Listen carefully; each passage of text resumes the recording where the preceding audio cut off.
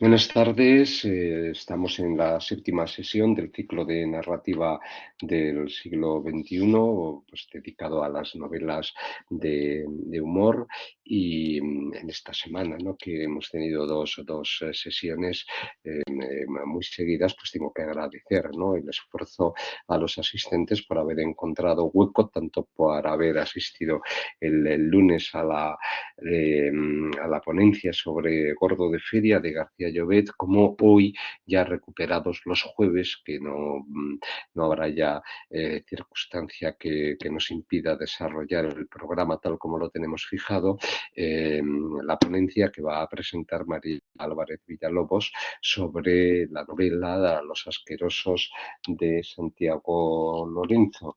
Eh, María Álvarez Villalobos pues está desde el primero de los ciclos con nosotros, ¿no? Yo le tengo que agradecer además el descubrimiento, ¿no? De algunos títulos que han sido pues muy celebrados, ¿no? En estas sesiones que hemos ido realizando. Se encuentra ahora en Cantabria, trabajando en un colegio y realizando su tesis doctoral en la Universidad de Alcalá y a la par, bueno, pues preparando unas oposiciones para la siguiente convocatoria para el Instituto de Bachillerato, ¿no? Para las que le deseamos la mayor de las suertes.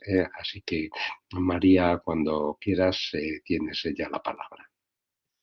Pues muchas gracias, Fernando, tanto por contar conmigo todos estos años como por seguir haciéndolo. Esperamos que en próximas convocatorias de este ciclo y sobre todo por desearme suerte, a ver si sale bien algo de aquí a junio.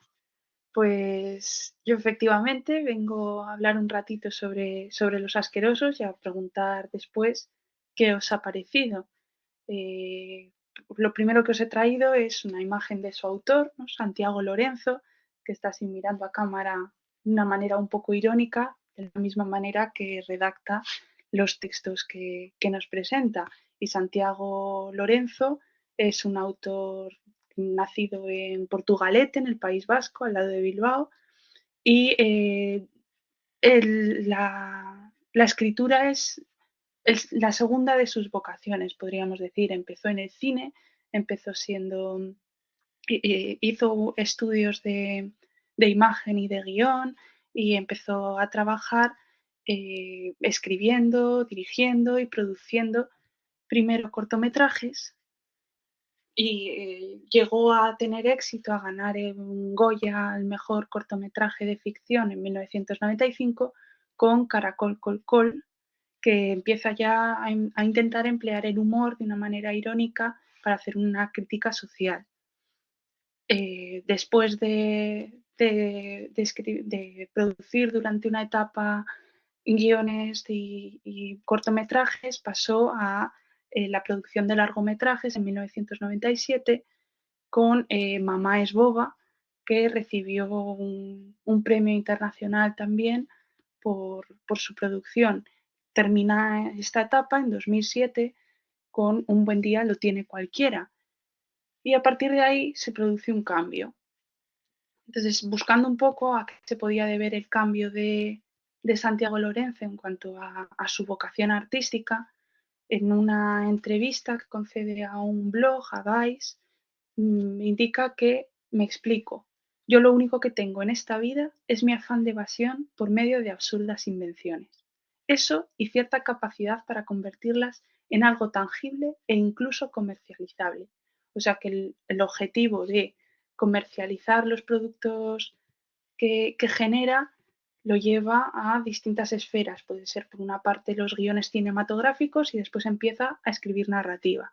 Pero en la misma entrevista especifica cuáles son las motivaciones que pueden llevar a alguien a hacer una película y por qué eh, son similares para él a la hora de escribir que para hacer guiones cinematográficos. Las motivaciones para hacer una película suelen ser tres. Dos son la pasta y esa asquerosidad de yo lo que quiero es que me quieran.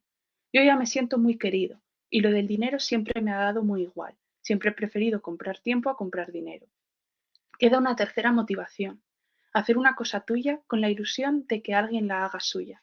Soltar un chiste con el que no hagas el panoli. Exponer un punto de vista con la esperanza de que coincida con el de algún congénere.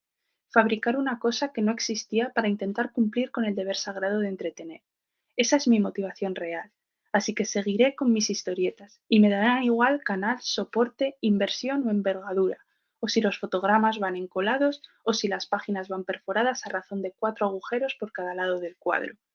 Me llamaba la atención, sobre todo leyendo esta entrevista, el tono que emplea cuando responde a las preguntas de las entrevistas periodísticas, porque es muy similar al que emplea el narrador de Los Asquerosos a lo largo de toda la novela.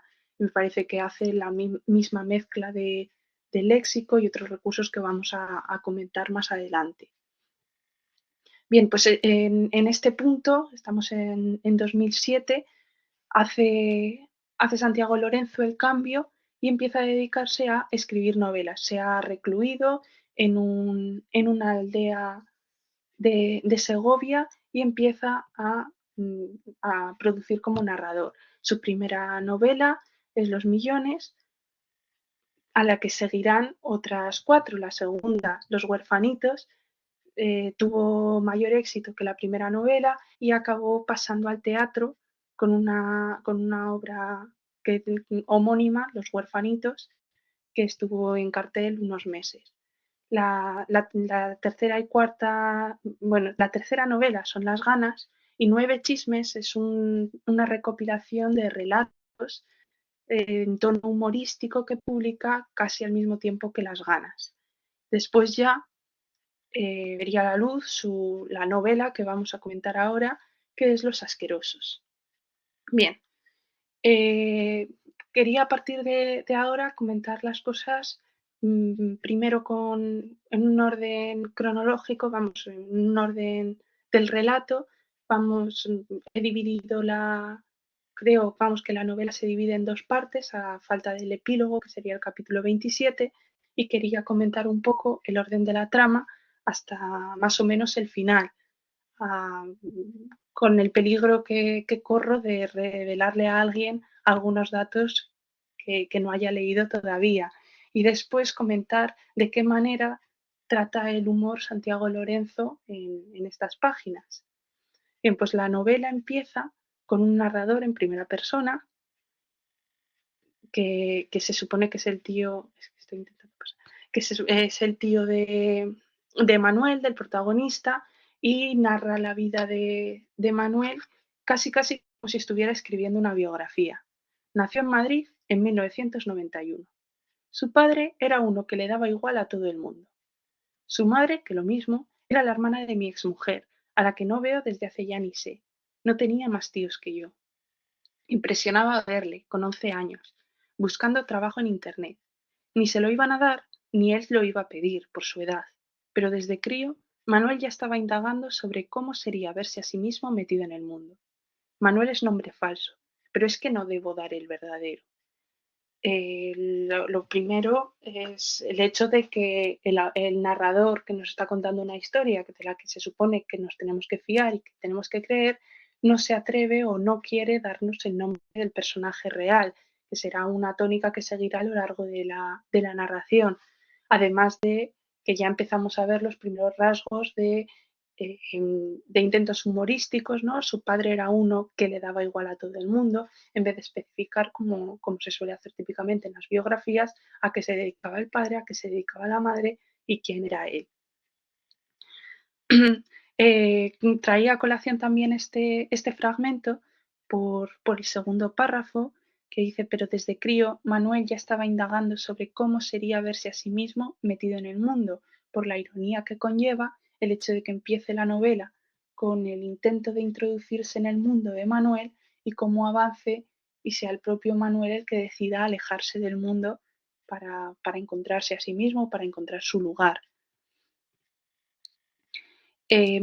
Continúa el primer capítulo describiendo la vida de Manuel y dice que era un que ahora llaman niños de la llave. Sus padres, por trabajo o relaciones, nunca estaban en casa. Manuel llevaba la llave de su domicilio colgada al cuello porque no tenía a nadie que se ocupara de él a la salida del colegio. Se supone que esta es situación carencial y penosa. Muchos, en su tesitura de desasistencia, se tirarían con los años por la autolesión, el juego de rol insano, el ostión en moto, la anorexia o el romanticismo salido de rosca. No fue el caso de Manuel. La descripción que hace el narrador en el primer capítulo de Manuel da la imagen, pues, de un niño desatendido, de unos padres ausentes y de un chico que acaba creciendo y buscándose la manera de vivir porque no ha recibido ningún apoyo en casa.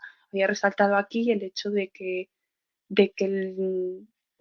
emplee el término niños de la llave, diciendo que ahora llaman a alguien de esta manera, pero al hacer una búsqueda, por si acaso era yo sola la que no conocía esa expresión, pues efectivamente es una expresión que no se emplea. Va a ser una tónica a lo largo de toda la novela que el narrador invente términos o invente expresiones y las emplee como si fueran habituales. A partir de entonces nos va contando cómo procede la vida de Manuel antes de que ocurra algo que le cambie el futuro.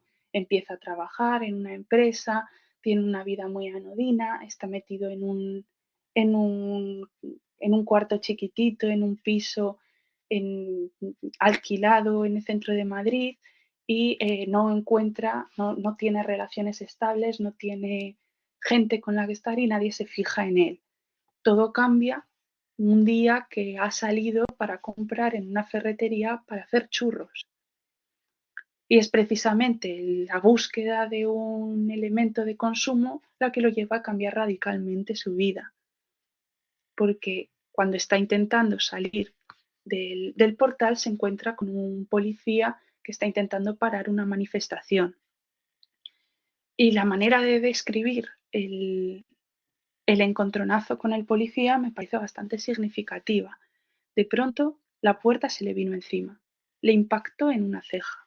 Al empleo del término le impactó en una ceja para decir que le ha dado en la cara, ya me parece bastante significativo del tipo de narración que emplea Santiago Lorenzo en esta obra.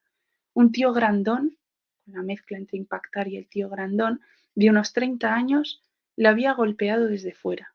Luego la empujó fuertemente con el hombro. Accedió al portal arrastrando en el embate al arrendatario. Del tío grandón al arrendatario y un embate, pues hay una diferencia de tipología de léxico bastante grande. Vestía de paisano y traía una porra extensible en la mano derecha y un portaplacas colgante de los antidisturbios al cuello. Si había salido de su casa de secreta, ya se había dejado de disimulos. También es otro de los rasgos que emplea a lo largo de toda la novela Lorenzo, el usar un léxico y cambiar faltar al principio de cooperación de Grice y decidir que va a entender de manera literal todo lo que se dice. Si sale de secreta, ya no está disimulando, lo mantiene a lo largo de toda la obra. Después de que se encuentre con el antidisturbios, empieza un forcejeo, va a recibir un porrazo y entonces reacciona Manuel. Y el narrador continúa diciendo que Manuel se iba a defender de una agresión injustificada perpetrada a manos de un oponente que jugaba con demasiada ventaja. Empuñaba dentro del bolsillo su destornillador amuleto, porque no hemos mencionado, pero es verdad que en el primer capítulo el primer elemento que usaba Manuel para arreglar un enchufe de casa era un destornillador amarillo semitransparente y a partir de entonces decide llevarlo encima para el resto de su vida. Y es precisamente ahora que empuñando, como se empuña un arma, utiliza un destornillador que sigue aclarando el narrador, lo llevaba siempre encima desde el día de la lámpara recompuesta. Lo sacó a resorte y embistió a punta de herramienta, en vez de a punta de navaja, sobre el cuello desnudo de su inminente atacante. Le acertó. El policía soltó la porra y se llevó las manos al pescuezo. Aquí tenemos ya, que lo comentaremos un pelín más adelante, la primera animalización. No se lleva las manos al cuello, se las lleva al pescuezo. De un respingo acelerado, Manuel retomó la vertical y cruzó el portal sin conocer el alcance de su punción. No sabía si la herida infligida era grave o leve, superficial o mortal de necesidad. En el destornillador había sangre, eso sí, había atinado, pero sin que pudiera confirmar nada sobre el efecto del acero sobre la salud del antidisturbios. Aquí es donde se genera el conflicto, ¿no? Hemos tenido la descripción, los dos primeros capítulos de la vida de Manuel, y en este momento tiene que cambiar su futuro.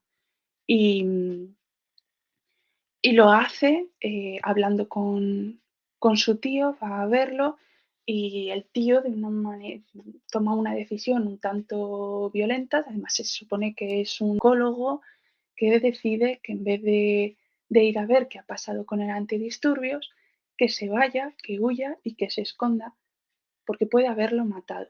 Claro, ya tal y como se pone la situación, sí queda a entender que el problema de Manuel seguro que no ha sido que haya matado al antidisturbios. De hecho, luego se acabará reconociendo que aquello no sucedió, que la cámara que se suponía que grababa el portal ni siquiera estaba funcionando, que el casero que tenía que tener la documentación de Manuel no la tenía, y que el policía antidisturbios había salido de aquella sin mayor problema.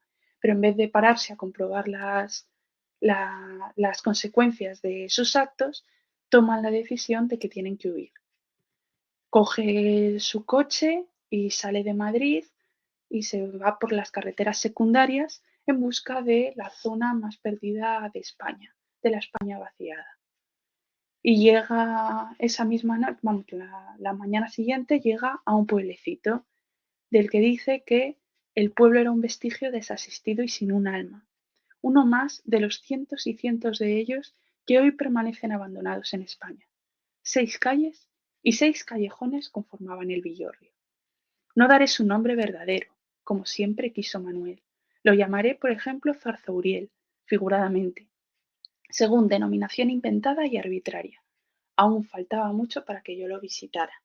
Aquí volvemos a tener el mismo recurso que empleaba al principio de: no voy a dar el nombre de mi sobrino, lo llamaremos Manuel.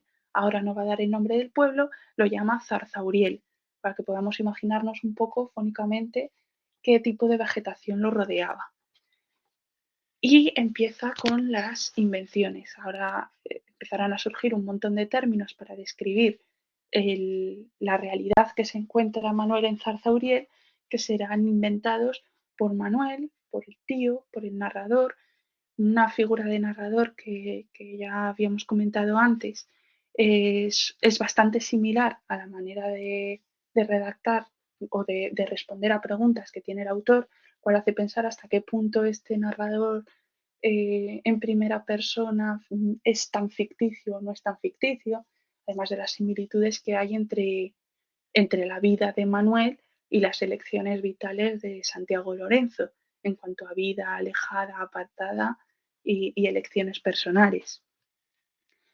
Vive Manuel en Zarzauriel durante un año sin que haya ningún problema. Y esto era lo que conformaba lo que yo había denominado la primera parte de la novela, porque a partir del capítulo 16 se producirá un cambio, que es el que lleva al segundo conflicto de la obra. Y es el encuentro que tiene Manuel con más gente dentro del pueblo. Empieza el 16º capítulo diciendo que tras un año de dar por hecho que había encontrado el escondite ideal, el terror a ser descubierto, atrapado y procesado se le echó encima como un vómito de lava. Manuel se quedó clavado a una baldosa, haciendo recuento mental de los signos que podían delatarlo a ojos de quien viniera: luz encendida, olor a algo, calcetines tendidos. No se daba ninguno, pero prefirió seguir haciendo memoria para que no se le rompiera la tripa del miedo. Por fortuna, ya no hacía para chimenea y no había humo ni olor que señalaran su presencia. Bueno, aquí es que en el paso de las diapositivas he perdido una diapositiva entre medias, que era la llegada de Joaquín con el, con el de la inmobiliaria al inicio del 16º capítulo. Esto es un pelín más adelante, cuando se da cuenta de que hay gente al lado y que puede que acaben descubriéndolo. Sigue pensando Manuel que ha asesinado a un policía y tiene que huir de la justicia. Más adelante empiezan después de que, un par de semanas después de que vaya Joaquín con el de la inmobiliaria, vuelve a haber un elemento que altera la vida de Manuel. Y es que a las 2 semanas, un viernes, 3 coches completos con el juego de números dentro de la numeración llegaron a Zarzauriel. Se estacionaron ante la casa azulada y expelieron a una docena de omnívoros de los de genital tapado. Lo que les sobrevenía no era una mujer sola, sino un pelotón con elementos de edades variadas y de rasgos genéticos afines, como si fueran ramificaciones de una misma familia. Había conseguido no cruzarse con absolutamente nadie que pusiera en riesgo su limbo legal, y ahora se le echaban encima una tropa llena de ojos y oídos de la que había que esconderse bajo amenaza de una muerte fáctica. Manuel trepó al primer piso, por escalera de obra, y luego al sobrado, por escalera de mano. Con la rima entre el sobrado y la escalera de mano, que también es significativa, loseta y madera metieron ruido, pero quedó solapado por el que metían los nuevos. En la casa de al lado ya percibía él el murmullo de desenmascaramiento. A partir de aquí empieza Manuel a vivir con el miedo de que se den cuenta los de al lado de que está al lado. De viernes a domingo se tenía que meter en, el, en la buhardilla de su casa y observar desde ahí en silencio todo lo que pasaba. Pero en este mismo capítulo, un pelín más adelante, se dedica a describir a aquellos que han ocupado la casa de al lado. Y dice de ellos que todos se parecían, panes de la misma masa, o en las anatomías, o en los atuendos, o en los usos, o en las tres cosas. Entre tíos, cuñados y amistades, los que paraban en Zarzauriel eran muchos y de todas las edades. A este conglomerado humano, global y uniforme, Manuel pronto empezó a llamarlo la mochufa. Llegaban en 3 o 4 coches grandones, fuera de escala, aparcando ostentación en la patena zarzauriense, y con unos maletones de volumen considerable, para cursar 3 o 4 cambios de vestuario al día durante una estancia de solo 2. Que a partir de este momento Manuel se va a dedicar a observar a los vecinos y a establecer una crítica social de los habitantes que deciden dejar la ciudad y comprarse una casita en el campo, pero viven en ella como si siguieran en la ciudad y se rodean de todas las comodidades y alteran así la vida rural, impidiendo a otros que la disfruten.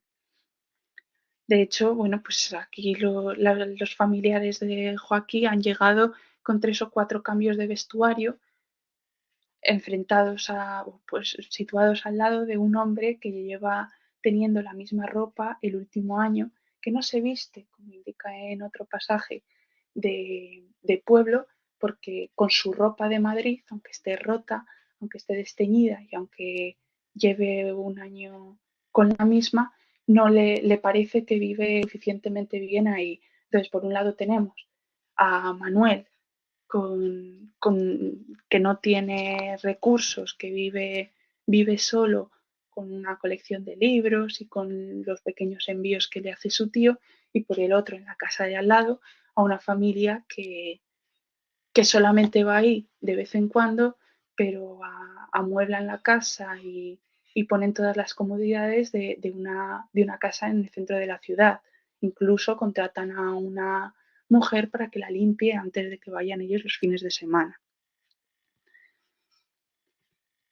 A partir de entonces empieza, bueno, ya lo hemos dicho, se está escondiendo todo el rato y continúa así, intentando evitar todos los momentos en los que aparece la familia de al lado, hasta que tiene un encontronazo final con la matriarca. Y es que está Manuel cortando leña y al ir a descargar un golpe de hacha, alguien abrió la puerta de la cocina. Con la herramienta en el aire y la corteza esperándola, Manuel giró el cuello y la vio. Era Joaquín, penetrando temerosa en la casa anexa a la suya al oír ruidos dentro. Era jueves. ¿Qué hacía allí? ¿Cómo no la había oído? ¿Qué estaba pasando? El susto le trastocó. El impacto que llevaba cargado en el brazo desvió su trayectoria y el tomahawk acabó violentamente en su peroné derecho. Llegó con fuerza, con el vigor que llevaba impreso para sacar una buena lasca al leño. Se achó la cachava, se taló la extrema. El tajo lo horrorizó. Tuvo que ser espantoso aquello, con desgarradura muscular y fractura ósea. A mitad de la pantorrilla le surgió un ángulo nuevo que nunca había estado allí. La pata se le parecía a la caja esa segmentada de las raíces cuadradas. Se tragó la garganta, se mordió la muela. Aquí tenemos otro, se tragó la garganta y se mordió la muela, otro de los empleos humorísticos que hace Santiago Lorenzo con las expresiones. Y a partir de que se pegue un hachazo en la pierna y conozca a sus vecinos, empieza otra vez el problema para Manuel. Joaquín insiste en que vaya al hospital, pero como no puede ser menos, en vez de acompañarla a ella, que habría configurado una persona más humana, ella tiene que quedarse, llaman a la ambulancia, porque ella tiene que hacer el pescado que había comprado para ese día, porque luego iba a llegar el resto de la familia. Y lo mandan a la capital de provincia, a la que evidentemente no podemos saber el nombre que tiene, así que le ponemos T. Punto, que es lo que hace el narrador, y después se comunica con el tío para comprar la casa y hacer un resort en Zarzauriel al que pueda ir la gente. Bueno, del final del desenlace de la obra lo dejamos ahí. Lo único que quería marcar ya de la trayectoria de la historia es que el último capítulo sí que se sitúa en una parte, en un momento de despedida y de casi como una manera de epílogo de situarnos en lo que le pasará después a Manuel a partir del final de la obra. Esta obra, que es verdad que se ha considerado, la crítica ha considerado humorística, el autor no opina que lo sea. Él quería hacer una obra de crítica y por eso aparecen relacionadas en la novela el humor y la crítica. Aparece en el primer capítulo, no, en el tercer capítulo, perdón, cuando se enfrenta Manuel al antidisturbios, la primera mención casi directa a una de las leyes de las leyes que se había bueno, que se promulgó poco antes de 2018 sobre las relaciones con la guerra civil, con la guerra civil, jolín, perdón, con los cuerpos y fuerzas de seguridad del Estado, y dice en el capítulo que en julio de 2015 había entrado en vigor un nuevo corpus jurídico que redefinía las relaciones de los ciudadanos con las fuerzas de seguridad. Sobre el papel sonaba música, pero la nueva ley dictaba sanciones esquilmadoras y penas de prisión engordecidas solo por mor de un simple vocablo, una sencilla fotografía, una diferencia de pareceres o un leve contacto físico entre dedos. En la práctica, el texto convertía a los policías en jueces armados, cuyo mero testimonio gozaba de rango de prueba, lo que les hacía poco menos que intocables, como si el gobierno promulgador lisonjeara a la fuerza pública para haber de transformarla en su guardia pretoriana. Había más motivo para evitar a la policía en 2015 que a los kinkis en los 70, a los que por edad tuve ocasión de tratar. Los chirleros de robar 100 pesetas solo iban a dejarle a uno un bolsillo aligerado, pero ningún requerimiento penitenciario ni sanciones onerosamente agigantadas. Es en este momento en el que Manuel decide que después de agredir al policía tiene que huir. Más adelante, en un par de capítulos más, bueno, ya está ficado en Zarzauriel y empieza Manuel a no utilizar jabón en sus baños y establece otra crítica en torno a la sociedad, al consumo de elementos de droguería. Dice que había entre la... Uy, no. Bueno, pasamos a la siguiente y luego volvemos a la anterior porque me... Que las conclusiones las sacó de cabeza. No es que pensara en ellas, sino que cuando se quiso dar cuenta llevaba 2 meses sin lavarse el pelo, pero lo tenía igual de limpio que si se lo hubiera lavado ayer, con la diferencia de que no veía caspa, ni le picaba, como enseguida pasa en cuanto se suspende el lavado diario. Había superado una primera fase de producción sebácea. Eso significaba que el champú era un catalizador de grasa, elaborado para que su dejación eventual desatara un flujo de mugre sobre el cráneo, un compuesto premeditadamente adictivo para forzar la fidelización, todo lo cual confirmaba la sospecha de que los jabones eran falacia. Eran mentira, dijo, porque el narrador está reproduciendo, se supone, el diálogo que mantiene por teléfono con Manuel una vez al día. De hecho, un pelín más adelante, el mismo narrador admite que cuando uno deja de, cuando él dejaba de usar jabón para bañarse, se sentía un poco como cuando dejaba de fumar. Y comparan la compra de productos de limpieza corporal con la compra de drogas. También, un pelín más atrás, cuando, cuando crea Manuel, que bueno, es un vocablo que ya había utilizado Santiago Lorenzo en novelas anteriores, el de la mochufa para referirse a la gente que va al pueblo pero no va de pueblo, trata de describir la ironía, la contradicción entre los actos y lo que dicen de la siguiente manera. Había entre la mochufa varios gordos, los de las camisetas de gimnasio. Eran de esos que lo son por no reunir ganas de levantarse del sofá, por comer lo que sea con tal de no prepararlo, por pelotudez, por ser vagos, por andar dormidos, por no arrancar. Tenemos la ironía de los que llevan la camiseta de gimnasio, pero son gordos y no quieren llevar ningún tipo de ningún estilo de vida saludable. Pero más adelante sigue criticando a ese extracto de la sociedad diciendo que tanto amor que los mochufas adultos declaraban a los hijos y a los nietos y con qué saña les estaban dejando una decoración aérea amarilla ferrugino como para coger todos los enfisemas. Parecían negarse a ver que contribuían a un futuro sucio, en el que sus niños vivirían atosigados por las emisiones de veneno de las que advierten los peritos. Y es que en este momento han decidido los mochufas, que ya han pasado de ser la mochufa a ser los mochufas, instalar una caldera que se activa a distancia por medio del teléfono móvil y meter en la casa incluso un calefactor para el papel higiénico en el cuarto de baño.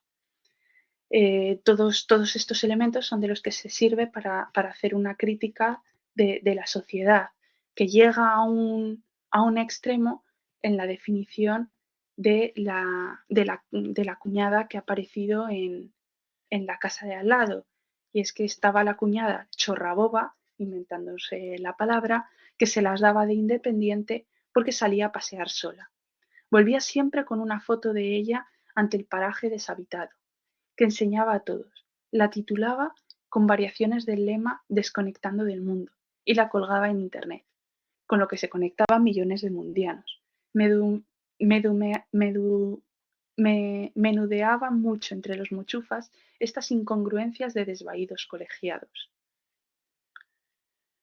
El narrador especifica al final, cuando en muchas ocasiones, que me parece que es un vicio del que abusa el narrador en esta obra, de la explicación de los elementos de humor que está empleando en cada momento.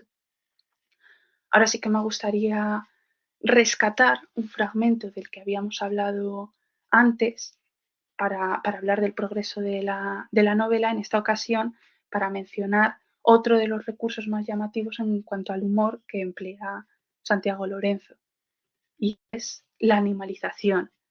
Es el mismo fragmento que habíamos leído de los coches que llegan a las 2 semanas, un viernes, y la definición de las personas que llegan a la casa es una docena de omnívoros de los de genital tapado, así con una descripción de, de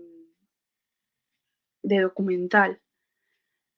Explica que es un pelotón, porque ahora ya nos llevamos a la parte de las tropas de la guerra, un pelotón con elementos de edades variadas, elementos que no personas, y rasgos genéticos afines, otra vez la descripción como si se tratara de un animal, como si fueran, ya no es un animal, sino es un vegetal, ramificaciones de una misma familia.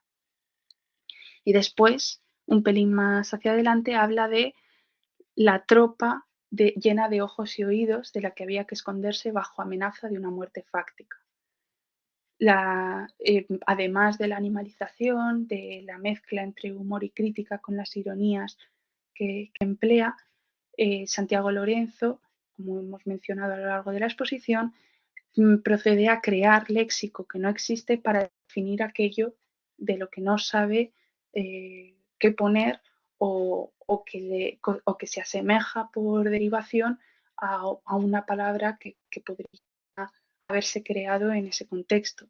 Dijo Manuel que no hay mejor avalista para la saciedad que la desnecesidad, en este caso una creación por derivación de necesidad, desnecesidad, pero en el siguiente ya los niños, hijos, sobrinos, nietos, le salieron culudos y muy de decir pirrileras, que ni culudos ni pirrileras son términos empleados, pero que todo el mundo entiende por el contexto qué es lo que quiere decir. Y luego ya, en un intento de mezcla de léxico culto y popular, con unas enumeraciones muy largas, acaba por similitud con otros términos creando unos nuevos. Pero no, la mochufa era estomagante y esofagante y pulmonante por vocación, cardiante por lerdez pura y por mandato del emperador del desquicio.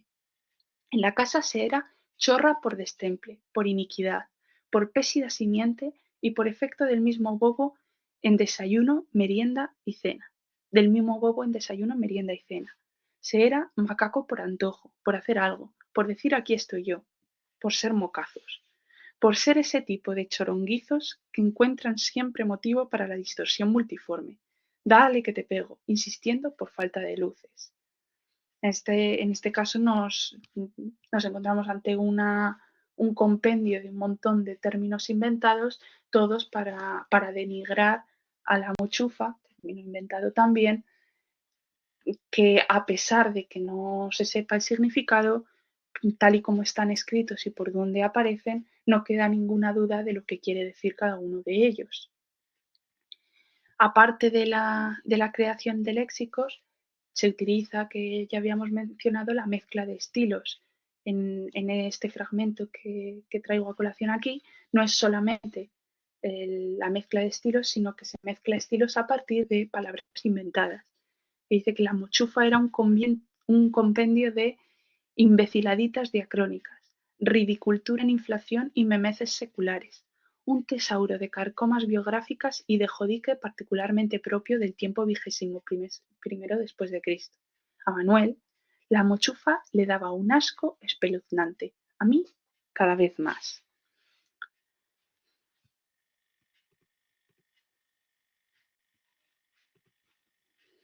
En este fragmento no es solamente que mezcle pues eso, la creación de imbeciladitas partiendo de imbécil o, o del jodique partiendo de joder, sino que la mezcla entre jodique e imbeciladitas y luego hablando del tiempo XXI, intentando darle un tono más alto al fragmento, es la que crea ese espacio, ese tono humorístico.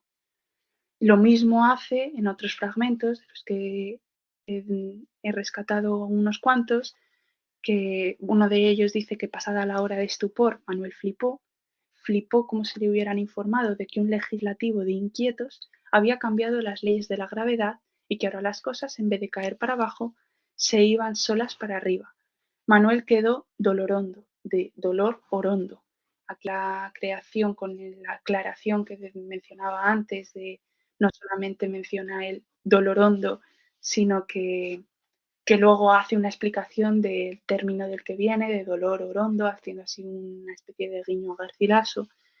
Y después, en otro fragmento, un pelín más adelante, dice que Manuel subiría los viernes a las 5, bien albardado, llenas las albardas, de agua y víveres, y que al fondo, para diciembre, asomaba la Navidad, en la que Manuel auguraba una orgía de consternación, cojonadeces y gorros de Papá Noel como para agrietarle a uno la ojiva del coño. Y es precisamente esta una de las características más llamativas de la obra. No es que sean los únicos ejemplos que aparezcan, sino que me ha parecido que por tiempo y por ajustarme un poquito estaba bien rescatar unos cuantos. Sí que me gustaría acabar la exposición hablando de el fenómeno que surgió a partir del éxito de Los Asquerosos. Los Asquerosos recibió un premio por ser el libro más vendido en 2019 y un premio de una confederación, de una organización de, de librerías que otorgan a uno de los libros que más recomiendan. Entonces, a partir de eso y a partir del éxito que tuvo, se llevó al teatro. Se hizo una representación en el Teatro Español que protagonizaban Miguel Reyán y Según de la Rosa, que no recibió para nada buena crítica. En el cartel aparecían pues, los protagonistas y al fondo representada la mochufa, y cuando se estrenó la gente consideró que el humor no estaba bien plasmado, no se había transmitido bien de la obra escrita a la representación oral, y recibió unas críticas bastante ácidas. Y con esto quería terminar y preguntando si a vosotros os ha parecido que la obra es de corte humorista o de corte o que es una novela de crítica social irónica, pero que no tiene pretensión de ser una novela de humor. Muy bien, María, muchísimas gracias por la exposición, que la veo completísima. Creo que has tocado todos los registros posibles para analizar esta novela, que efectivamente tiene muchas aristas, ¿no? Y el enfoque que podamos llegarle a dar desde una perspectiva o de otra haría cambiar el parecer que pudiéramos tener de la misma, ¿no? Está muy bien que hayas planteado que el objetivo primero que podía tener Lorenzo en la cabeza no era sencillamente crear una novela de humor disparatado, ¿no? Como por ejemplo podía serlo la novela de Godo de Feria de García Llobet, de la que estuvimos hablando el lunes, ¿no? Hay una distancia abismal entre estos dos textos, ¿no? Parece que Lorenzo, ¿no? Y sobre todo, dada la trayectoria personal que él ha seguido, ¿no? Que es un poco, pues bueno, Manuel es su alter ego, ¿no? Es decir, alguien que escapa del mundo urbano y se refugia en un pueblo segoviano del que no quiere dar el nombre para que nadie le moleste y para vivir lo más aislado posible de los contactos con una civilización que debe de considerar, sobre todo después de leer esta novela, bastante perniciosa en este sentido. Entonces, bueno, es verdad que aunque el humor no sea el objetivo que se hubiera fijado Lorenzo para escribir esta novela, la ironía que rezuma en el tratamiento tanto de las situaciones argumentales como del modo de contarlo, pues sí que acaba, ¿no?, llevando a que muchas de esas secuencias pues, nos permitan ver un tono cómico, risible, ¿no?, en algunos de los episodios. Y siempre con una voluntad de intentar salvar a los personajes. Quizá lo que a mí más me llamó la atención de esta obra es que no está indicando que Manuel, por ejemplo, el que tiene que huir de la ciudad por si efectivamente ese antidisturbios pues ha muerto y por tanto le estarán buscando. El tío y él se organizan un cacao mental verdaderamente espectacular, ¿no? Porque es que ya lo daban por hecho que estaba en búsqueda y captura y que iban a localizarlo en cualquier momento. No es que esa figura de Manuel sea un personaje positivo, o la figura de Joaquín sea la postura contraria, ¿no? Aunque de hecho en lo que llegaría a ser el desarrollo inicial del contacto que llegan a mantener, pues así podría indicarlo. Manuel es un individuo pues un poco, digamos, violento, ¿no? En las reacciones que llega a adoptar tanto en el mundo de la ciudad en el que vive, como sobre todo cuando llega allí a Zarzauriel, al pueblo este, cuyo nombre no quiere llegar tampoco a revelarlo, y entonces, bien, a fuerza de ingenio va saliendo adelante, pero el plan que maquina para intentar arrojar a los miembros de la mochufa de Zarzauriel y volver él a recuperar, ¿no? Esa especie de Edén o paraíso perdido, ¿no? Porque han llegado los habitantes de la ciudad para pasar los fines de semana, es también escalofriante, ¿no? Entonces este es un elemento muy curioso de la novela, y yo lo dejo también caer porque una de las dudas que a mí se me iba planteando a lo largo de la lectura es sí, los asquerosos, pero ¿quiénes son los asquerosos? Los asquerosos no son solo los mochufos o los de la mochufa. Es decir, que aquí en un momento determinado todos los personajes acaban adquiriendo conciencia de esa asquerosidad, que es el término que utiliza Lorenzo, ¿no? De la que sencillamente te acabas pringando por vivir en un mundo en el que todo te contamina, ¿eh? Es decir, el propio Manuel se llama a sí mismo asqueroso en un momento determinado de la novela, y el tío, que es el que le mantiene en contacto con ese mundo, también acaba por calificarse con ese término que es afrentoso. Entonces, claro, los asquerosos viene a ser como un término englobador de todos aquellos que de algún modo pues se ven, ¿no? Abocados a tener que vivir conforme a esas circunstancias. Es ese un elemento importante. Hay luego otra cosa en la novela en la que ha insistido también María, y lo estábamos comentando antes de iniciar la grabación, que es el hecho de ese solapamiento que se produce entre las voces de la autoría y la voz del narrador, ¿no? Me decía María, si es que tú le oyes hablar a Lorenzo y todo ese tipo de expresiones que son un tanto,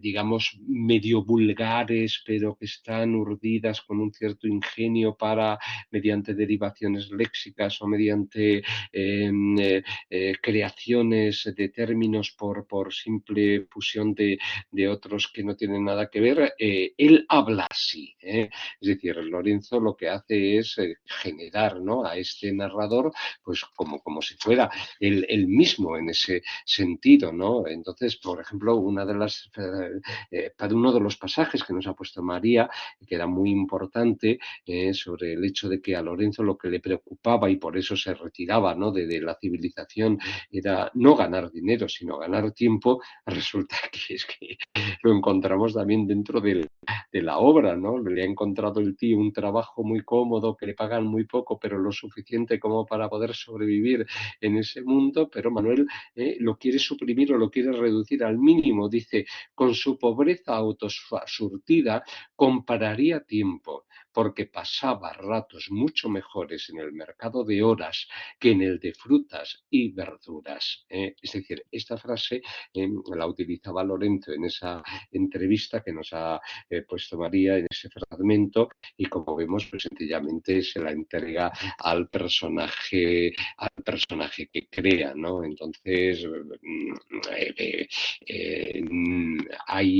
no hay una capacidad, ¿no? de distanciarse o de buscar una objetividad, sino que hay un compromiso, es casi una novela de tesis, si me permitís que lo señale con este término que nos llevaría pues, a los arranques de la novela de la mitad del 19, porque Lorenzo es lo que quiere demostrar, una tesis, ¿no? Y por eso mismo en estos casos los autores lo que hacen es usurpar, ¿no?, la figura del narrador, y entonces establecer no lecciones o, por así decirlo, enseñanzas de tipo moral o de tipo doctrinal, pero bueno, se le ve, ¿no?, el plumero a Lorenzo a la hora de llevar a cabo, ¿no?, pues toda esta serie de valoraciones que se ponen aquí en juego. Es verdad que las invenciones léxicas es lo mejor que llega a tener la novela, ¿no?, porque bueno, pues te ríes bastante, ¿no?, cuando encuentras esa serie de términos, pero quizás se convierten en un recurso pues un poco cansado, ¿no? Quizá al principio pues podría llegar a ser gracioso, ¿no?, el ir viendo pues toda esa serie de términos que él llega a inventar, ¿no?, o algún tipo de frases que por correlaciones paralelísticas, ¿no?, que si la rama a la que uno se puede subir, que si la rama de la que uno no se puede bajar, por ejemplo, ¿no?, bueno, pues te puede provocar una sonrisa, ¿no?, ese tipo de construcciones, perífrasis cómicas, sobrellevando la disociación con ese segmento del común que es el sexualmente apetecido, ¿no? Y todo por decir que el tío se preocupaba, ¿no?, para saber cómo satisfaría, ¿no?, sus apetencias sexuales el sobrino, ¿no?, con una serie de descripciones y dices, bueno, pues están ahí establecidas. Entonces, ese es quizá el elemento, ¿no? Lo mejor de la novela, pues es esto, ¿no?, establecer esa ambivalencia de sentidos continuo. No radica la felicidad en la vida en el campo. Hay una clave muy importante en la obra. Dice, esto no tiene nada que ver con los Crusoe, ni con los Togó, ni con los Estilitas, con los supervivientes clásicos, siempre menesterosos. Porque uno diría, bueno, parece que Lorenzo lo que quiere estar promoviendo es ese alejamiento, ¿no?, esa ruptura con el mundo urbano, ¿no?, esa vuelta a mundos no contaminados. No, no, porque Manuel en este sentido, cuando llega a este pueblo, bueno, sí, se vacía de muchos elementos contrarios, encuentra un conjunto de 100 novelas o de 100 libros de Austral, ¿no?, que quizá es uno de los aciertos de la obra, ¿no?, porque bueno, ese tipo de lecturas pues le permite, ¿no?, mantener una serie de contactos, aunque algunos los quema, otros los utiliza para tapar agujeros, etcétera. En fin, se va quedando con los que más o menos le puedan llegar a llamar la atención. Entonces, no hay una vocación, ¿no?, en ese caso, de tomar partido por una forma de vida de este carácter, ¿no? Para Lorenzo, yo creo que la tesis que quería demostrar es que, en general, el ser humano es un asqueroso, ¿no? Y que da lo mismo que vivas en la ciudad que vivas en el campo, porque siempre llevas dentro de ti pues todo aquello que conforma la parte más negativa o oscura de la conducta humana. Y claro, eso ya hace, si admitiéramos este tipo de interpretación, nos alejaríamos mucho de lo que a lo mejor una novela de humor, un humor que pueda sanar, un humor que pueda consolar, un humor que pueda permitirte encontrar una mirada distinta para observar a tu alrededor, pues podría llegar a tener, ¿no? Esta novela es muy ácida en ese sentido, ¿no? Al menos esa es mi interpretación. Bueno, esto lo pongo yo en juego para complementar, que no lo necesitaba ni muchísimo menos, la presentación de María, que ha sido impecable, ¿verdad? No creo yo que haya dejado absolutamente ningún palo sin tocar de los importantes, ¿no?, de la propia obra, y ha dejado líneas argumentales sin desarrollarse plenamente, y yo creo que eso invitaría a lo mejor a los asistentes, si no la han leído, la llevan por mediada, que prosiguieran con ella. Así que, María, si quieres comentar algo de lo dicho, y pues tienes la palabra y damos ya paso a los compañeros de esta tarde. Pues muchas gracias, Fernando. Pues de hecho quería, ya que hemos sacado a colación el término de los asquerosos, que no había mencionado yo, en una entrevista con Radio Televisión Española, Santiago Sí. Lorenzo asumía como propio esa tesis del personaje, indicando que él mismo seguro que era un asqueroso para mucha gente, que lo había sido, que lo sería, y define precisamente asquerosos como todo el mundo en cualquier situación o en una situación concreta. Entonces sí que Efectivamente. eso me llevaba también a pensar, que no lo mencioné antes, que no hay mucha diferencia entre el objeto entre la creación ficticia de Santiago Lorenzo y su manera de ser en la realidad. Eso era la aclaración que quería hacer.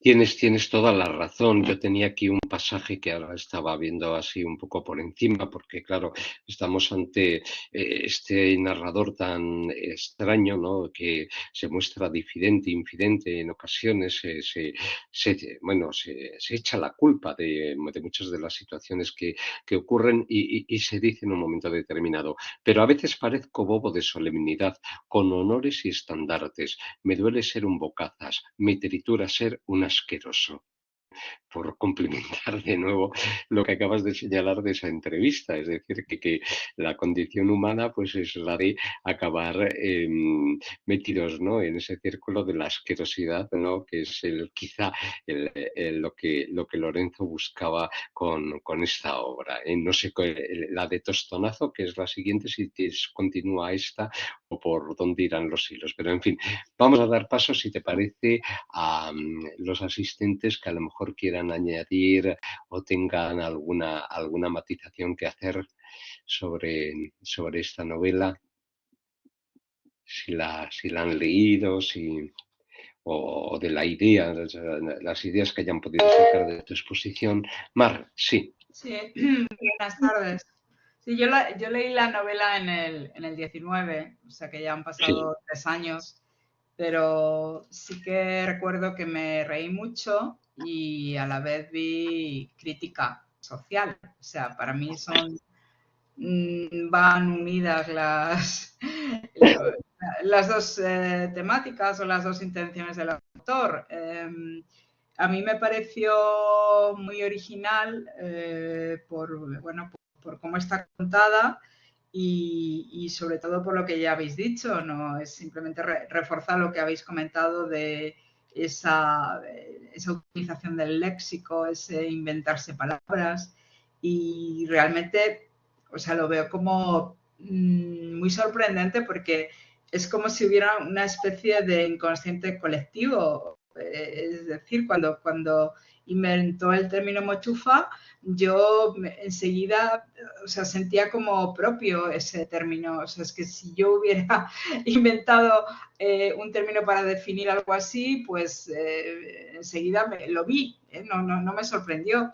Así como que a la protagonista se llame Joaquín, ¿no? O sea, pues Joaquín con este nombre, perdón, ya que no hay nadie en el grupo que se llame Joaquín, pero me pegaba como una mochufa o el nombre de Zarzauriel. O sea, yo creo que esos son como logros que tiene el autor. Y al margen de eso, pues las descripciones que hace, cojo una, por ejemplo, cuando dice, llegan en 3 o 4 coches grandones fuera de escala. O sea, es como que te fuerzan a hacer esa relectura de qué está queriendo decir con fuera de escala. Creo que es una forma exagerada de decir, no es que no hay escala que pueda medir esto. Entonces, todos estos recursos que utiliza a mí me parecen fantásticos, ¿no? Cuando además luego decía aparcando ostentación, o sea, el coche, no aparcas el coche, aparcas la ostentación. A mí me gustó mucho la novela, me reí mucho. Conozco personalmente al autor, bueno, pues en la época de los 90 he coincidido con él en fiestas y, bueno, es un personaje muy, muy interesante y lo que decís, que es que no se aleja mucho de cómo es, ¿no? Y le escuchas y perfectamente ves que lo que escribe pues se identifica con él, ¿no? La voz del narrador y del autor. Y nada más, me han dicho que la siguiente novela no la he leído, Tostonazo, pero que es un poquito más floja y no puedo opinar. Pero desde luego esta a mí me encantó. Nada más. Muy bien, Mar. Estupendo. Gracias por tus aportaciones, ¿no? Sobre todo, sí, Concha, que se ha tenido que marchar también, me comentaba en un correo que cuando conocisteis o cuando ella también conoció a Lorenzo, ¿no? Que era un autor pues muy cercano, al menos en ese sentido, a, al público, ¿no? Con el que se trata, ¿de acuerdo? A ver, ¿alguna intervención más?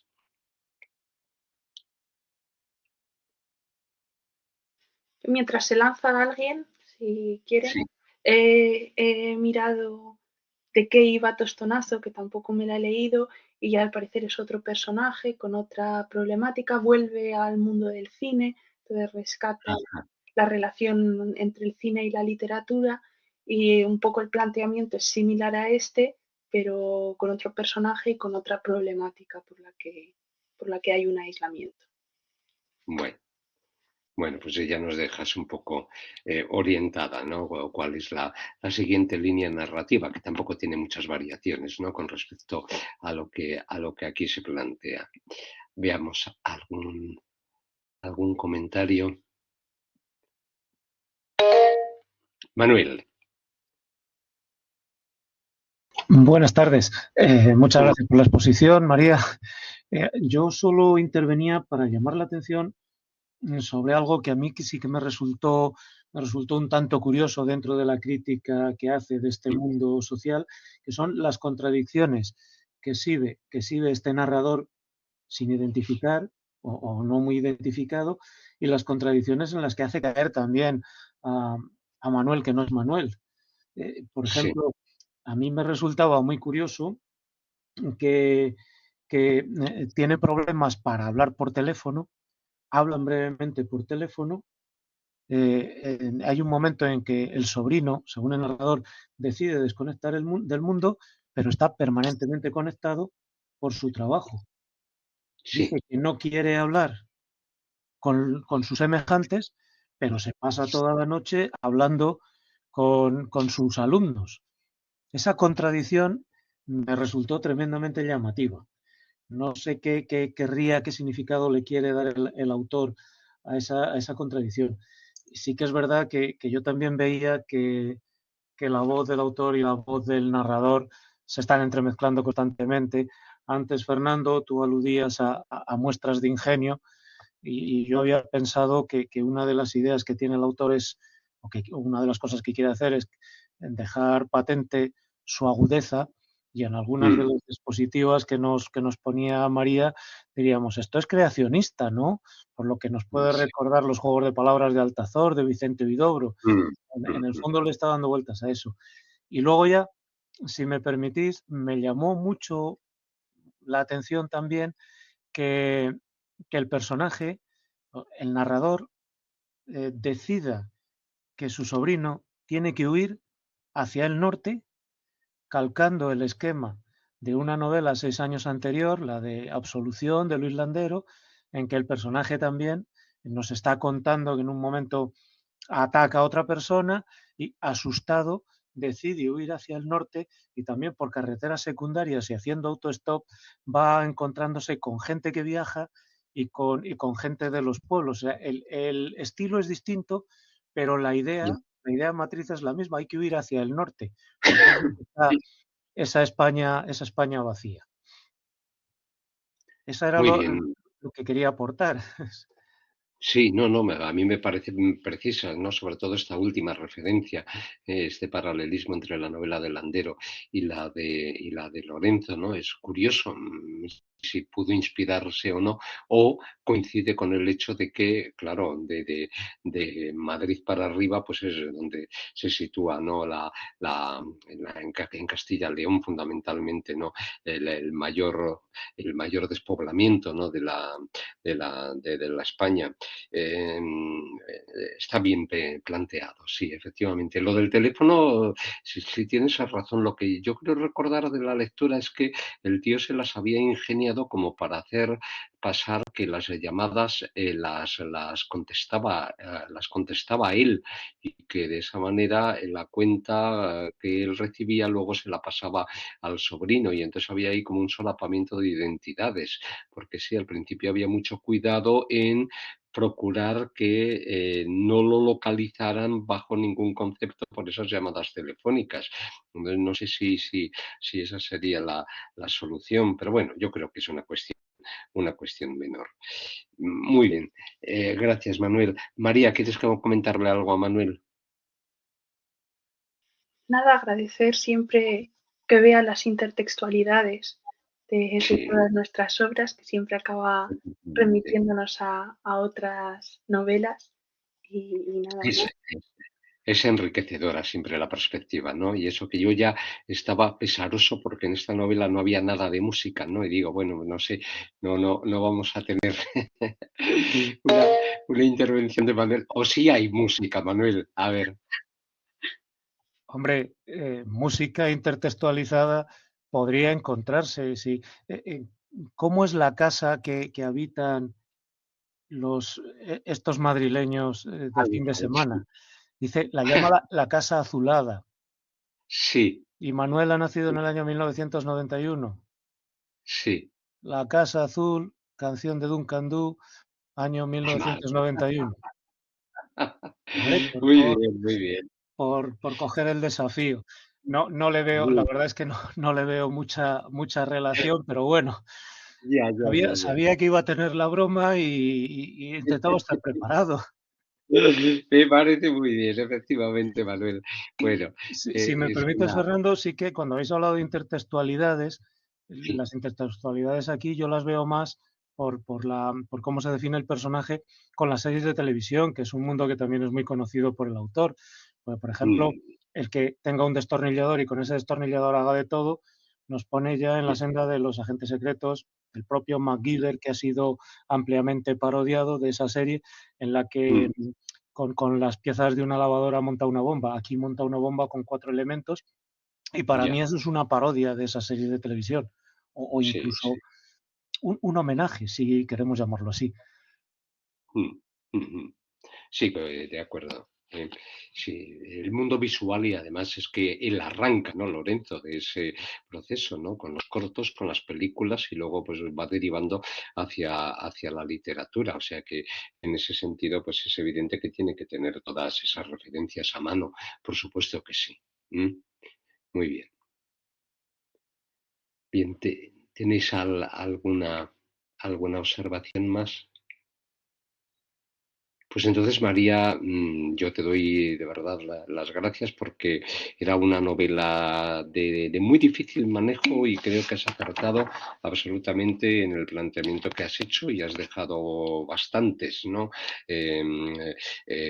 Líneas pendientes, ¿no? Para que la gente se anime a leerla, ¿no? Nos has llevado hacia el problema del humor, si es de humor, no es de humor, y sobre todo esa omnipresencia, ¿no? Del autor Santiago Lorenzo por encima de los personajes y de todas esas situaciones. Así que María, despide por favor la sesión y ya cierro la grabación. Pues muchas gracias, tanto a ti como a los comentarios que estoy recibiendo por el chat. Y nada, pues nos vemos la semana que viene, el jueves 16, con Pensilvania de Juana Aparicio Belmonte, que la presentará Lucía López Figal. Y muchas Muy bien. gracias a todos por venir. Efectivamente, María, muchísimas gracias. Detengo ya la grabación. Buenas tardes a todos y hasta el jueves que viene, que ya la propia María nos ha dado el título y la ponente que intervendrá. Gracias y